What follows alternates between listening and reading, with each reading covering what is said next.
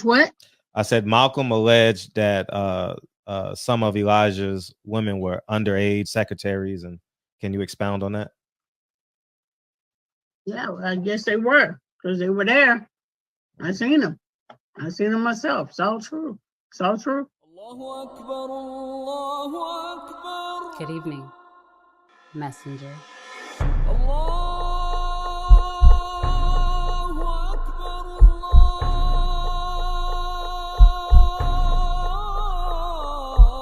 You convinced us that you were the last messenger.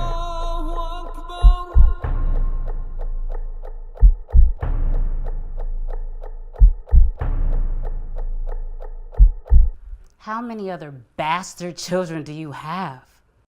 So, Mr. Muhammad, you were talking about the conversation you had with Jim Lampley? Yeah. Matter of fact, March 1st, the day before the fight, at the weigh-in, I was with Jim Lampley at the Barclays, and Jim seen me, hugged me. Jim and I always had respect for him. I respect the Lion Merchant, the rest of them guys, Roy, Big George, and all them guys. I know them guys. Them guys know me. I didn't bother. But Jim Lampley's always been my favorite. I always had love and admiration, respect for Jim and his family. Then we got to talk with Jim said, Leon, you remember that night, that upset on that big card, October 29th, 1987, at the Hilton Hotel in Las Vegas? I said, Jim, how will I ever know? I said, that was my champion after Michael Spinks with Butch, but he was my own champion with Russell Peltz and Marty Feldman. And that was a big card that night. Who was your champ? Prince Charles Williams from Mansfield, Ohio, by the way of Jackson, Mississippi. Mm-hmm. He put Jackson on the map and having the first world champion. Mm. So that night, that card was history. Tommy Hearns made history when he stopped Ron Rodan, Prince Charles Williams, Bobby Chase, and put Michael Nunn in the spotlight because Michael Nunn stopped Emmanuel Stewart, Hopeful, Donnell Knox. That was the lineup. October 29, 1987 at the Hilton Hotel, Las Vegas, Nevada. That was the spot back in the day. That's where Lennox Lewis fought the Oliver McCall too, right? No, I think Lennox Lewis fought Oliver McCall in Atlantic City. I'm not sure. Was that Atlantic City? Okay. I think that was Atlantic City. I know there's a lot of fights I saw there, but Now, the rematch with Larry and Michael Spinks was at the Hilton. Okay. That was April 19, 1986. Mm-hmm. The first fight was September 22nd. We called it September to Remember. That was at the Riviera, in the parking lot. And those were Don King fights, correct? The Don King's production. Who funded those fights? Well, you know, Don did business with the casinos, but there was co-promotion. The two Spinks fights, Michael Spinks fights, was co-promotion with Don King and Butch Lewis. Butch Lewis, sure. They had a thing, an organization called the Dynamic Duo. Mm-hmm. Their thing was to take over boxing. Two black guys in boxing. Had they done it right, they'd have been the biggest street. But the ego between Don, and I love Don, but Don's my guy. Everybody know Carl King is my main, his son. Mm-hmm. That's my guy. And I never worked for Don. I worked for Carl King and Monarch Sports. And of course, Butch Lewis was my cousin. He had Michael Spinks, he had Leon, and Butch Lewis had the other guy from the '76 Olympics, Fred, that nobody talk about. He won a gold medal, won a world championship, then quit in the middle of his championship and went to drive a city bus. Me and Butch thought he was crazy. Leo Randolph. Leo Randolph? Yes, those were the five in '76. Michael and Leon Spinks, Sugar Ray Leonard, Howard Davis Jr., and Leo Randolph. Those were the five gold medals in Montreal in 1976.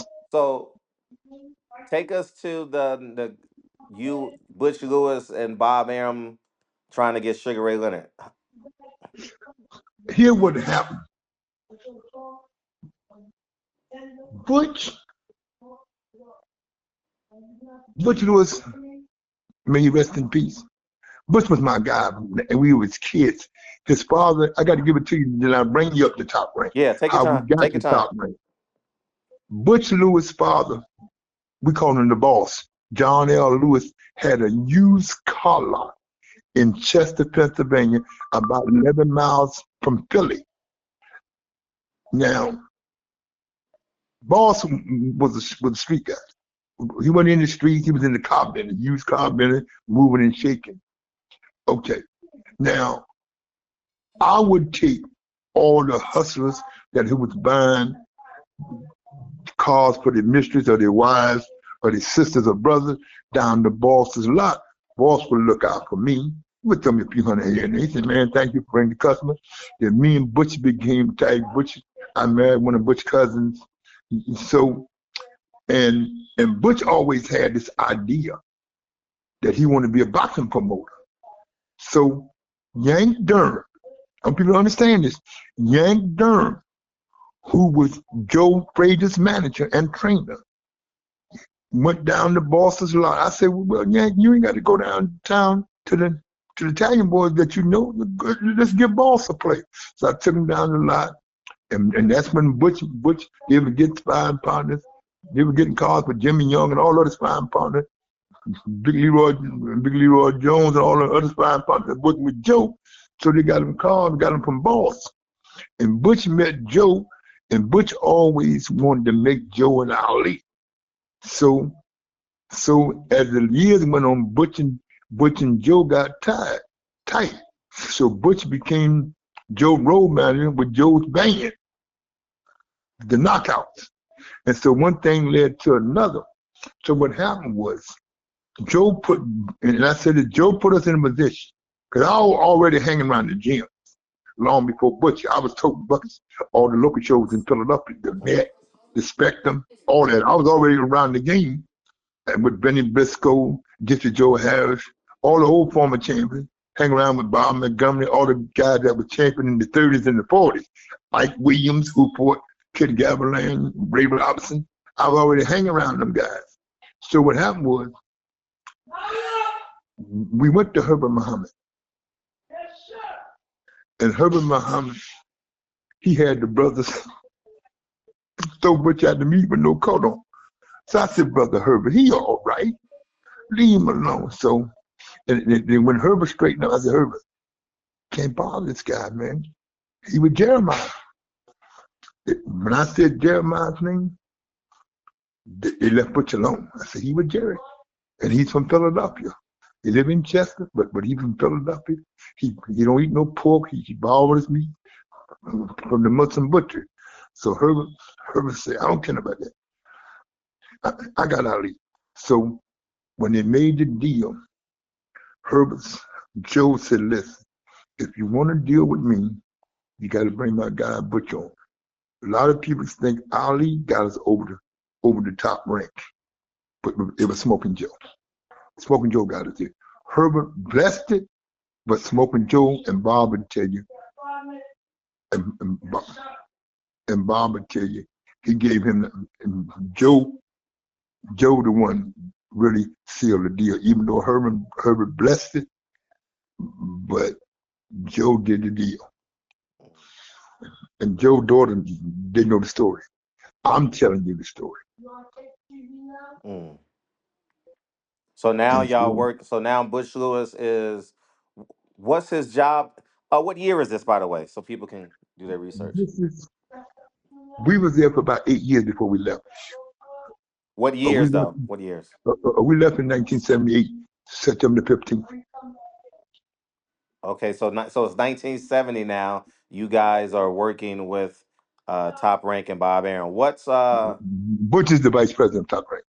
and what's your title? Did you have a title or at Top Rank?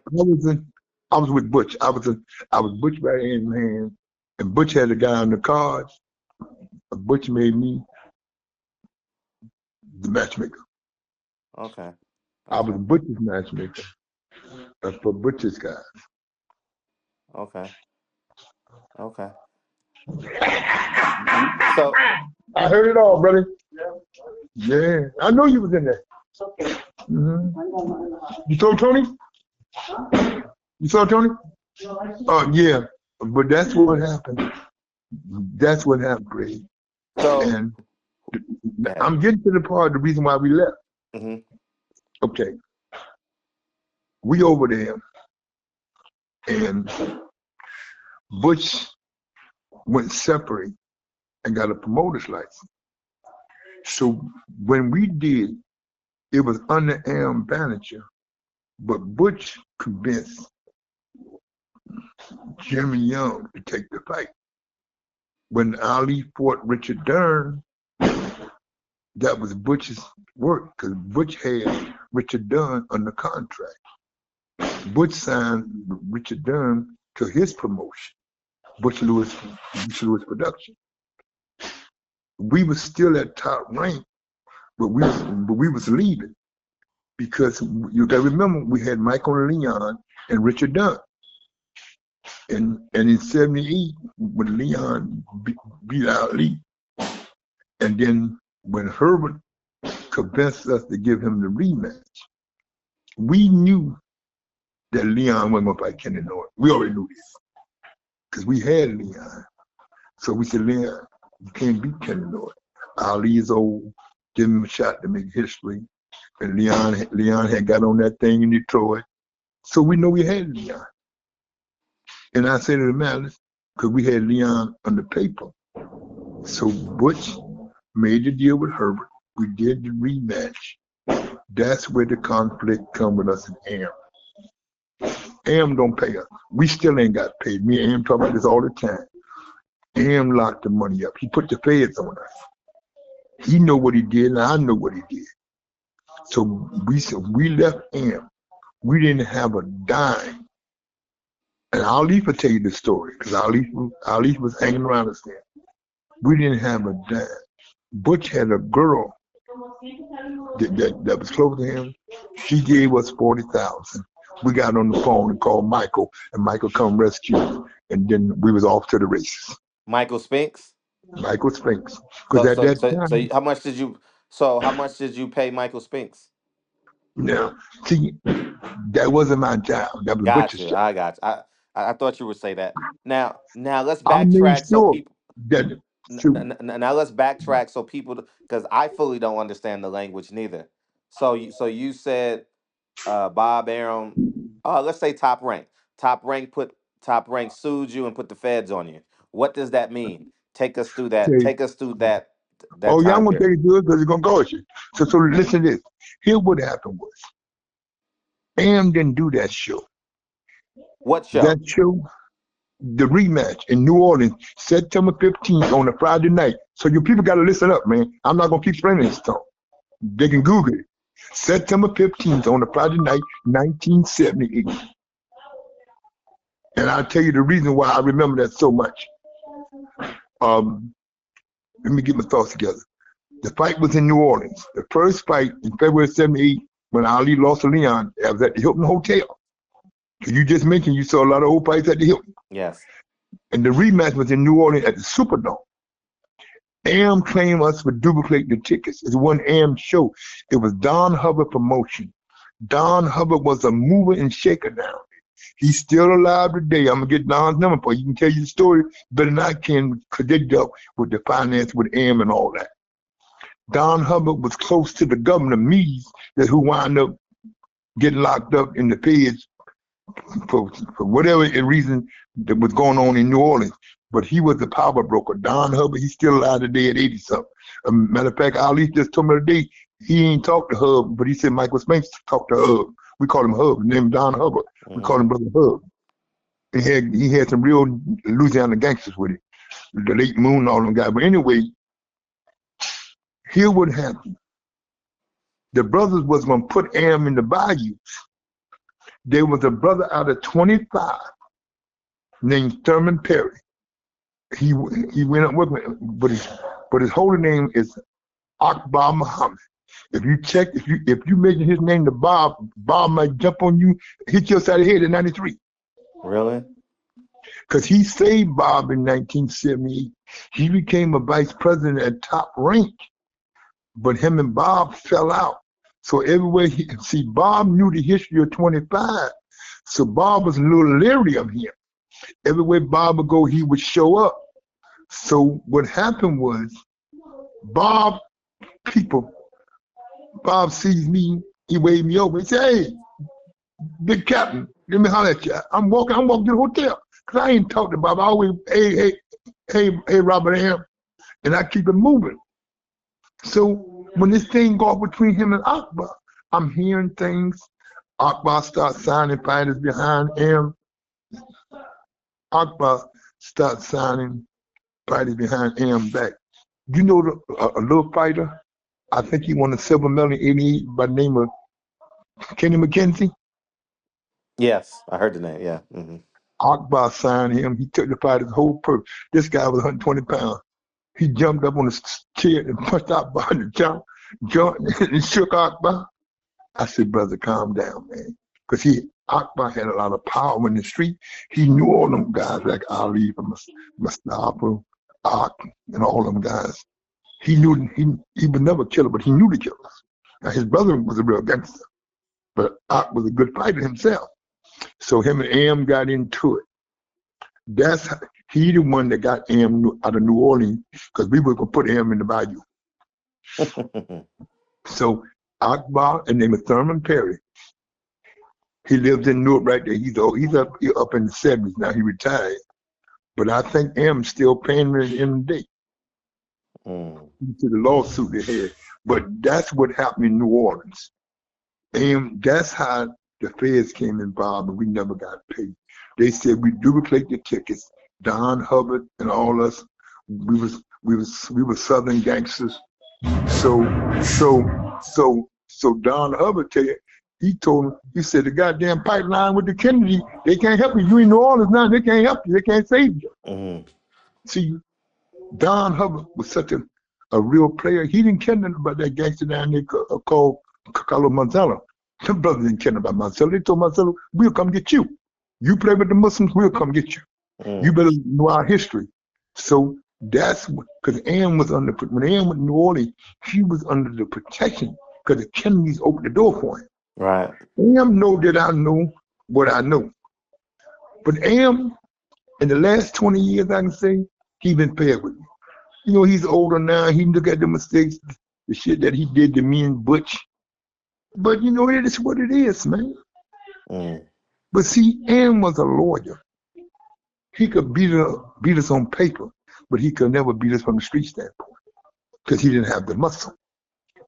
You see what I'm saying? So that's what happened. So you people know that's what happened. So he'll know. Thank you, baby.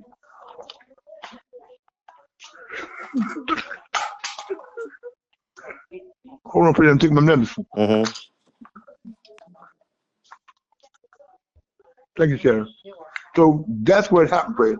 Got it. So that's how relationship got us the top rank.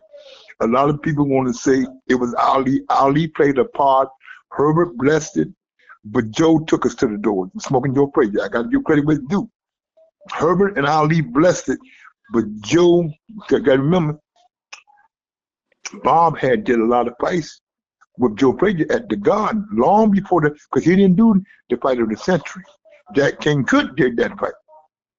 And his people, they did the circuit and made millions and millions of dollars. But all the other fights that Joe did with Jerry Corey and all them other fights at the Garden, Joe did, and all the fights down in Iowa, Am did them fights with Joe. And so that's how we got top rank, me and Butch Lewis, through Smoking Joe Frazier. Even Ali helped us. Ali blessed it. Without his blessings, because at that time, even though Joe was there, but Ali was the star. And Herbert and John Ali, those guys was the moving shaker. Joe was the outsider, but Bob had to take care of Joe because when Ali was the next guy, all but Bob money came from Joe Frazier. You think about you see the picture I'm painting, Fred, you know people? Yeah. See, when Ali was the next side, Joe was the star. Joe was a star, and all ML Griffin, all them other fighters that was coming up at the Garden that Bob did. Bob was in the mix then. Even the Kennedys were surprised. He jumped in and got big in the mix. They were surprised. They signed him to clean it up, and he wound up getting all the money out of it. When did it go from main bouts to Top Rank? What year? I want to say 70 or 71. So you were signed to the main bouts first. Just curious. I mean, Joe was. Butch Lewis was signed No, under main bouts first. when we went there in the end of 70, early 71, it was Top Rank. Okay, gotcha. So yeah, When about we went there, it was Top Rank. mm-hmm. It was main bout when Herbert and John Ali and all of them started. Mm-hmm. In 74, when Bob was trying to convince Ali to fight Corey for the third time and don't go to Africa, it was Top Rank then. Got it. So we know it was Top Rank in 75, in 74. We know it was Top Rank. But I knew it when it was main bout, but we wasn't there yet. Okay. I was still hanging around Philly with Russell Peltz promotions, with Russell Peltz. And at the Garden with John Conley and Gil Blanton, all them old timers, Miles Lanston, all of them. Right. So you know them all. So the power play at Top Rank with Butch Lewis was that the bottom line is that Joe Frazier got us there September 15, 1978 on a Friday night in New Orleans, the Superdome. That's when Bob crossed Butch. That's the bottom line. There's no more to add and there's no more to subtract. Right. Why I remembered it that night so, Fred, because back in South Carolina, when my mother called me, I had a cousin that killed himself and killed his girl and killed his wife. I never forget that. 1978. Greg Johnson and Thelma Katie. I never forget that as long as I live. I'm sitting in the dressing room. My girl at that time, she came down, so the security went in. She said, "Tell my husband to come out and come up to the room. His mother's on the phone. They've been in tragedy." So I leave out. So Butch and Don said, "Where you going?" He said, "I said his mom on the phone." Butch said, "Go ahead and talk to Mama Odom." But come to my room, that's when I know we had a problem with Am. Because when I came back, I got the words, all of Harvey Austin. See, we had the programs that at the time, but Am didn't have no control of it. Am was there, but Am had no pull of it because Butch and Am had Leon together. So Am had a right to be there. The mistake that Butch made, he signed him under Butch Lewis and Top Rank's promotion instead of signing him under Butch Lewis promotion. But at that time, we needed Am bankroll to do the Ali fights and to satisfy Herbert, because we know Herbert never wanted to be with Don or Butch. He always wanted to be with Am. Herbert was crazy. I love Jabba because he was all right on the son, but he was something else, man. And I know John Ali told you some stories. But so that's what happened. That's the Butch Lewis story. How we got started. How much money would you guesstimate that Bob Arum owed Butch Lewis?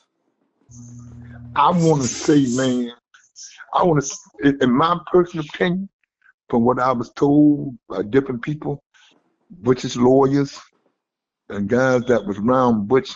See, at Butch Lewis, let's get this something straight so people have an idea. At Butch Lewis production, Butch had a lot of people around him. Butch would use people according to their strength. If you was good at doing the posters, marketing, that was your job.